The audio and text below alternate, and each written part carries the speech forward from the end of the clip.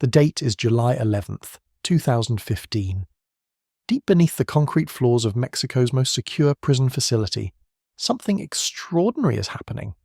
For months, workers have been digging in absolute silence, hauling away truckload after truckload of dirt and sand. They're constructing what will become one of the most sophisticated escape routes in criminal history.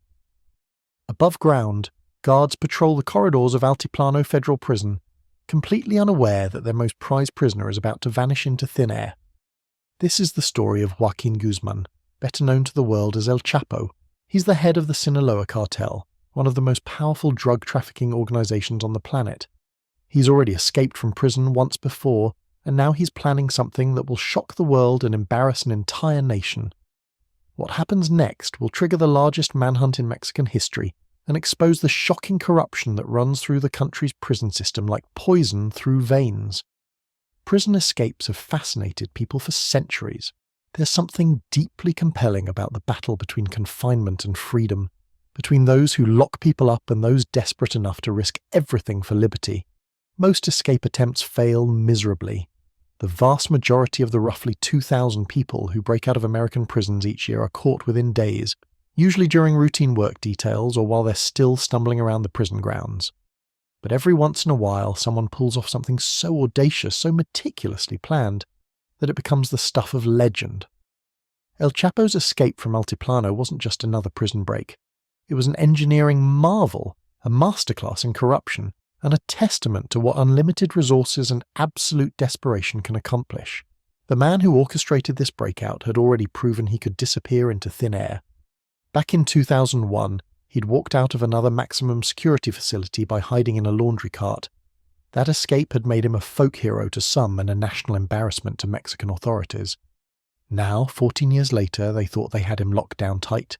Altiplano Federal Prison sits about 50 miles west of Mexico City, surrounded by barren landscape and multiple layers of security. It's Mexico's equivalent of a supermax facility, designed to hold the country's most dangerous criminals. The prison houses murderers, cartel leaders, and terrorists in individual cells under constant surveillance. Every inch of the facility is monitored by cameras, motion detectors, and armed guards. The walls are thick concrete reinforced with steel. The cells are small, cramped spaces with minimal furniture and a single window that looks out onto nothing but concrete and razor wire. El Chapo's cell was located in cell block 20, considered the most secure section of an already impenetrable fortress. He was confined to a space measuring roughly 6 by 9 feet, containing only a concrete bed, a toilet, a sink, and a small shower area. Guards checked on him every few minutes through a slot in his door. His meals were delivered through another slot. He was allowed out of his cell for exactly 1 hour each day to exercise in a small concrete courtyard surrounded by high walls. Everything about his confinement was designed to make escape impossible. But El Chapo wasn't just any prisoner. He was worth an estimated $1 billion, with a criminal organization that spanned continents. His cartel controlled drug trafficking routes from South America through Mexico and into the United States, generating profits that dwarfed the budgets of most small countries. When you have that kind of money and that kind of influence, the word impossible starts to lose its meaning. The planning for his escape began almost immediately after his capture in February 2014. While investigators celebrated bringing down one of the world's most wanted fugitives, his associates were already working on getting him out. They knew they needed to move quickly before authorities transferred him to a prison in the United States, where escape would be virtually impossible. They also knew that whatever they planned would need to be absolutely foolproof. There would be no second chances, no room for error. What they came up with was breathtaking in its ambition and complexity. Instead of trying to fight their way out through layers of security, they decided to go under it. They would dig a tunnel from the outside world directly into El Chapo's cell, a tunnel so sophisticated it would make professional mining operations jealous. The project would take more than a year to complete and require the coordination of dozens of people, all working in absolute secrecy. The tunnel began in a half-constructed house about a mile from the prison. From the outside, it looked like just another unfinished building project in an area full of abandoned construction sites. But underneath, workers were excavating a passage that would eventually stretch more than 5,000 feet through solid earth and rock. The tunnel wasn't just a hole in the ground. It was a fully engineered transportation system, complete with lighting, ventilation, and even a motorcycle mounted on rails to move people and materials. Building such a tunnel required incredible precision. The workers had to know exactly where El Chapo's cell was located within the massive prison complex. They needed detailed architectural plans, accurate measurements, and real-time intelligence about guard rotations and security protocols. They also needed to dispose of hundreds of truckloads of excavated dirt without attracting attention from neighbors or authorities.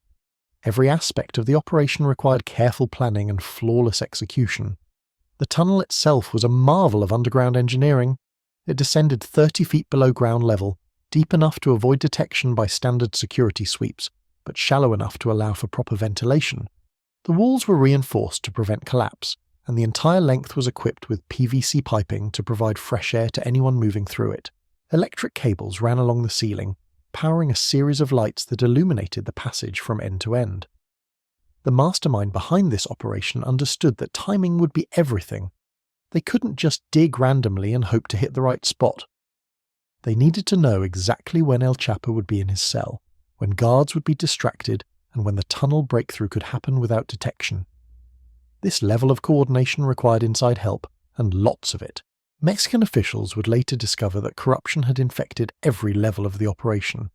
Prison guards, administrators, and even high-ranking government officials had been compromised.